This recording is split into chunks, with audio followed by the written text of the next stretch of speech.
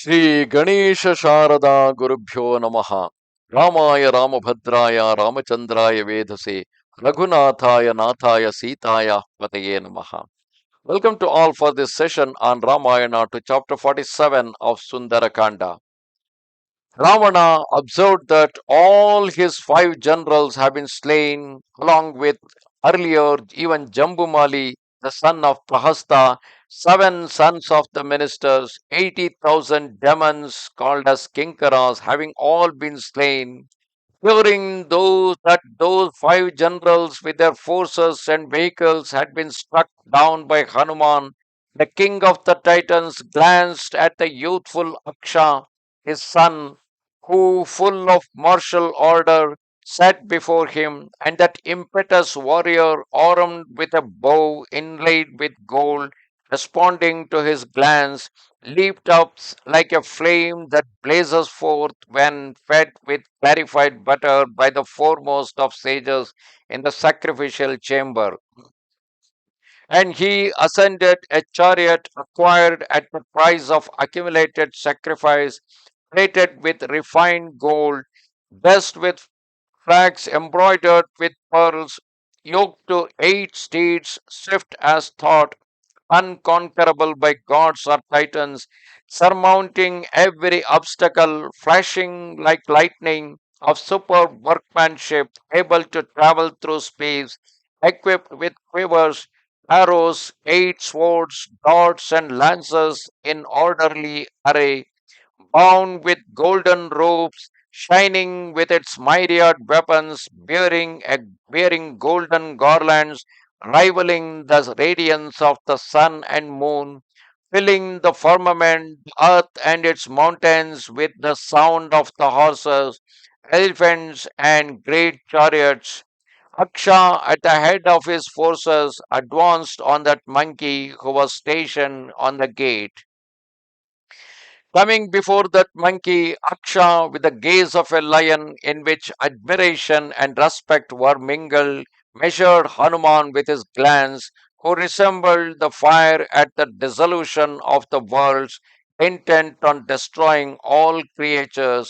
Thereafter, that mighty son of Ravana, reflecting on the exceeding valor of that monkey, his prowess in regards to the enemy, and on his own strength, swelled up with pride and resembled the sun at the end of the world cycle.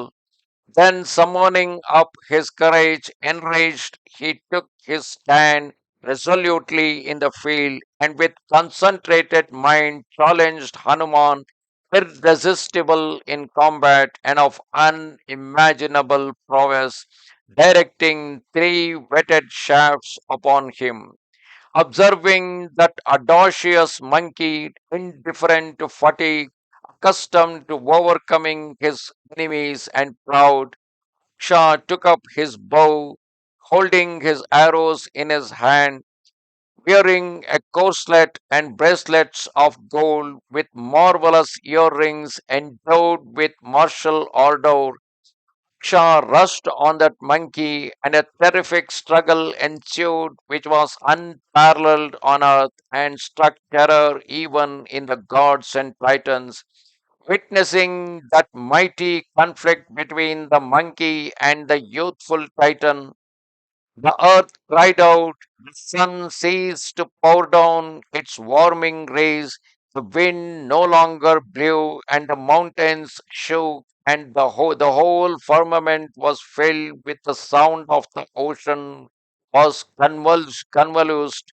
Then that hero, skilled in directing his aim, fixed his shafts and losing them, pierced that monkey in the forehead with 3 steel-pointed winged arrows plated with gold and resembled venomous snakes.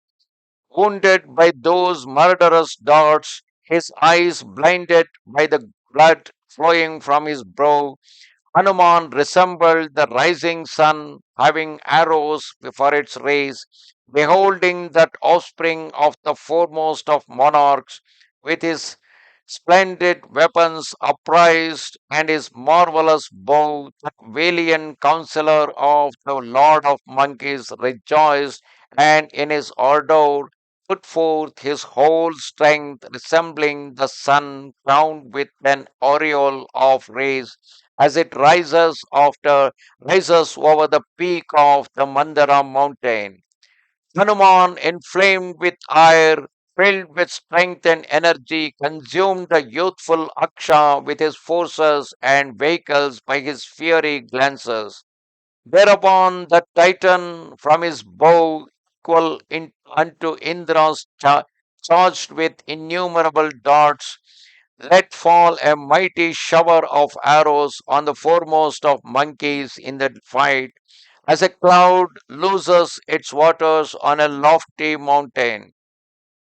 Seeing the youthful Aksha on the field, seething with wrath and filled with valor, energy, and strength, furnished with arrows, that monkey shouted aloud in exultation, and as an elephant draws near to the pit concealed in the grass, so did Aksha in the inexperience of his youth, giving rein to his fury, proud of his valor, approached that incomparable warrior in conflict. Hanuman, struck by those shafts, emitted a loud roar resembling a thunder cloud, and assuming a formidable aspect, full of vigor, agitating his legs and arms, turned up in the air.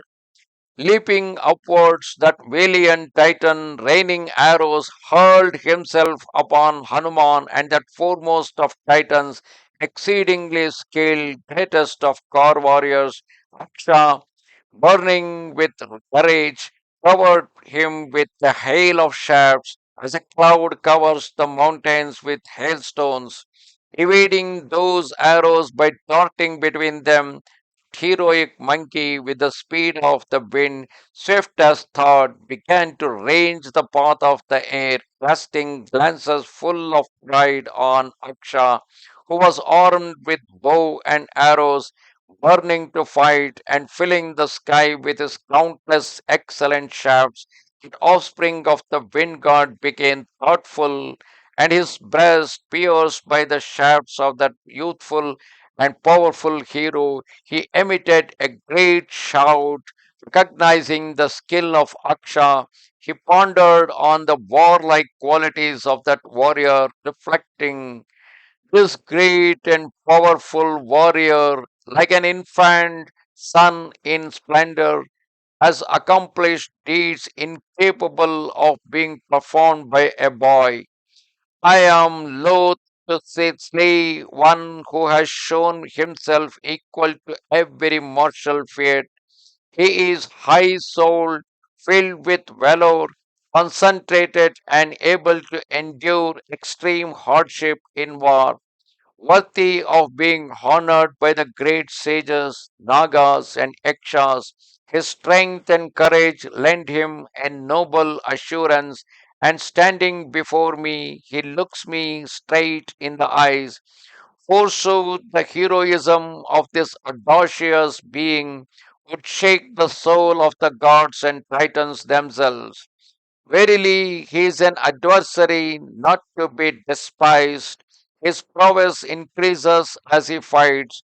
If I disregard him, he will defeat me. Therefore, I must destroy him, for a spreading fire may not be neglected. Reflecting thus on the strength of his enemy and his own, that powerful one, endowed with energy, resolved to slay his adversary. Thereafter, that valiant monkey, born of Pavana, coursing through the air, struck those 8 excellent steeds of immense size, capable of bearing a heavy burden in combat with the palm of his hand, and the great chariot, overturned by the blow administered by the counselor of the king of the monkeys. Its pole shattered, the shafts riven, and steeds slain fell to the earth from the sky. Thereupon, abandoning his car, bearing his bow and sword, that warrior leaped into the air as an ascetic consequent on his penances, descends to the heaven on leaving the body. rising into the sky, frequented by the king of the birds, the wind, and the celestials, that monkey with a single bound seizing hold of the legs of Aksha, as Garuda catches hold of a snake, with a weapon with a strength equal to his father's, spun him round and round and threw him violently on the earth, with his arms, thighs, and chest crushed, vomiting blood, his bones and eyes pulverized, his joints dislocated, his sinews torn. He fell to the earth, slain by the son of the wind. Thereupon that mighty monkey trod his rival underfoot, striking terror into the hearts of the king of the Titans and all the rishis, Chakrakaras, Bhutas, Yakshas, Pannagas, and Suras assembled with their leader Indra, who gazed with wonder on the simian slayer of that youthful Titan. And Hanuman, having destroyed the stripling Aksha, whose eyes were inflamed with blood in the field of battle, returned to the gate once again and waited there like death at the time of the destruction of all creatures. Thus, coming to the end, chapter 47 of Sundara Kanda in Ramayana. Namaste Sharada Devi, Kashmira Puravasini, Twamaham Prarthaye Nityam, Vidya Danancha Dehime. Goodbye.